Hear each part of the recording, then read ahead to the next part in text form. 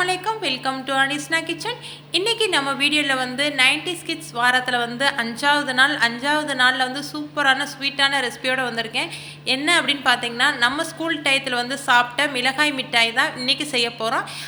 அதே டேஸ்ட்ல வந்து வீட்லயே எப்படி செஞ்சு சாப்பிடலாம் அப்படின்றத இன்னைக்கு நம்ம வீடியோல பார்க்க போறோம். இப்போ வாங்க நம்ம வீடியோக்குள்ள போலாம்.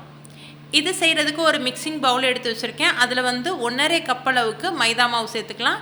இந்த 1.5 கப் அளவுக்கு வந்து மைதா மாவுக்கு 1/4 டீஸ்பூன் அளவுக்கு உப்பும் 2 டேபிள் ஸ்பூன் அளவுக்கு ரீஃபண்ட் ஆயில் சேர்த்துக்கலாம். ரீஃபண்ட் ஆயில் மட்டும் சேர்த்துக்கோங்க. வேறு கடலெண்ணெய் நல்லெண்ணெய் சேர்த்திங்க அப்படின்னா அந்த ஃப்ளேவர் தான் இருக்கும் உங்களுக்கு. நம்ம அதே சாப்பிட்ட அந்த மிளகாய் மிட்டாயோட டேஸ்ட்டு உங்களுக்கு வராது. இப்போ இந்த உப்பையும் இந்த எண்ணெயை வந்து இந்த மாவு கூட வந்து நல்லா ஒன்ஸ் மிக்ஸ் பண்ணி விட்டுக்கலாம். மிக்ஸ் பண்ணி முடிஞ்சதுக்கப்புறம் வந்து கொஞ்சம் கொஞ்சமாக தண்ணி ஊற்றி நமக்கு பூரி மாவு பிசையும் பார்த்திங்களா, அதே பதத்துக்கு பிசைஞ்சு எடுத்துக்கலாம்.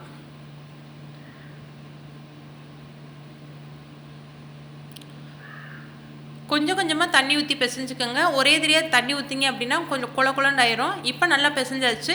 இதை வந்து ஒரு மூடி போட்டு மூடி ஒரு 10 நிமிஷம் மட்டும் இருக்கட்டும். அதுக்குள்ளே போய் நம்ம சக்கரை பாகு காய்ச்சிடலாம். சக்கரை பாகு காய்ச்சறதுக்கு வந்து ஒரு பாத்திரத்தை அடுப்பில் வச்சு நம்ம எந்த கப்பில் மைதா மாவு வளர்ந்தோமோ அதே கப்பில் வந்து 1.5 கப்பு வந்து சீனியும் அதே கப்பில் வந்து 1 கப் அளவுக்கு தண்ணியும் சேர்த்து அடுப்பை ஆன் பண்ணி ஒரு தடவை வந்து நல்லா மிக்ஸ் பண்ணி விட்டுட்டு ஒரு 10 நிமிஷம் மட்டும் கொதிக்கட்டும். இந்த அளவுக்கு நல்லா கொதிச்சதுக்கப்புறம் வந்து 1/4 டீஸ்பூன் அளவுக்கு கேசரி பவுடர் சேர்த்துட்டு நல்லா மிக்ஸ் பண்ணி விட்டுக்கலாம். நான் இன்றைக்கி வந்து ரெட் கலர் கேசரி பவுடர் சேர்த்துருக்கேன். கேசரி பவுடர் சேர்த்தக்கப்புறம் ஒரு 10 நிமிஷம் மட்டும் நல்லா கொதிக்கட்டும். கொதிச்சதுக்கப்புறம் வந்து 1 டேபிள் ஸ்பூன் அளவுக்கு வந்து லெமன் ஜூஸ் ஊற்றிக்கலாம். லெமன் ஜூஸ் ஊற்றிட்டு நல்லா மிக்ஸ் பண்ணி விட்டுக்கோங்க. மிக்ஸ் பண்ணி விட்டு தனியாக நம்ம எடுத்து வச்சுக்கலாம். இது வந்து சூடாகவே தான் இருக்கணும் நமக்கு. இது இருக்கட்டும். இப்போ மாவு நல்லா ஊறிடுச்சு. அதை வந்து குட்டி குட்டி பாலாக வந்து நம்ம உருட்டி எடுத்துக்கலாம். ரொம்ப பெரிய சைஸ் பாலாக எடுத்துட வேணாம், ரொம்ப குட்டியாகவும் எடுத்துடக்கூடாது. ஓரளவுக்கு நார்மல் சைஸில் எடுத்துகிட்டு நம்ம வந்து கையில் வச்சு இப்படி உருட்டிக்கலாம். உருட்டுறதுமே வந்து ரொம்ப கனமாகவும் இருக்கக்கூடாது, ரொம்ப லேசாகவும் இருக்கக்கூடாது. ஒல்லியாக இருந்தது அப்படின்னா சீக்கிரத்துலேயே கருக ஆரம்பிச்சிடும். ரொம்ப குண்டாக இருந்தது அப்படின்னா உள்ளே மாவு மாதிரி இருக்க ஆரம்பிச்சிடும். மேலே மட்டும் வெந்து உள்ளே வந்து மாவு மாதிரி இருக்கும். அதனால் அதை மட்டும் கரெக்ட் பண்ணி பார்த்துக்கோங்க. இந்த சைஸில் தான் இருக்கணும். இப்போ இது மாதிரி உருட்டி ஒரு பிளேட்டுக்கு வந்து ட்ரான்ஸ்ஃபர் பண்ணி வச்சுக்கலாம். இதை பொரிச்சு எடுக்கிறதுக்கு வந்து ஒரு கடாயை அடுப்பில் வச்சுருக்கேன்.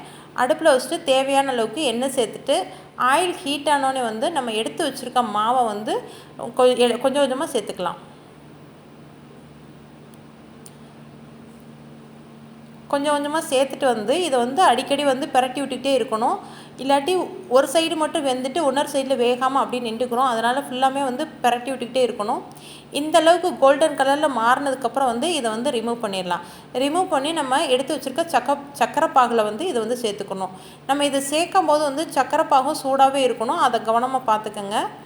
இது சேர்த்ததுக்கப்புறம் ஒரு 10லேருந்து 20 நிமிஷம் வந்து இந்த சக்கரை பாகிலே இந்த மிட்டாய் வந்து இருக்கட்டும். அப்போ தான் வந்து உள்ளே வந்து நல்லா ஜூஸியாக இருக்கும். இப்போ அதுலேருந்து ஒரு 20 நிமிஷம் கழிச்சு எடுத்து வச்சதுக்கப்புறம் சூப்பராக ரெடி ஆயிரும் நம்மளோட மிளகாய் மிட்டாய். ஓகே ஃப்ரெண்ட்ஸ், இந்த வீடியோ உங்களுக்கு பிடிச்சிருந்தா லைக் பண்ணி ஷேர் பண்ணி கமெண்ட் பண்ணுங்கள். மறக்காமல் அனிஷ்னா கிச்சனுக்கு சப்ஸ்கிரைப் பண்ணிக்கோங்க. பக்கத்தில் இருக்க பெல் பட்டனை கிளிக் பண்ணிக்கோங்க. நெக்ஸ்ட் வீடியோவில் உங்களை நாளைக்கு சந்திக்கிறேன். ஓகே, பாய்.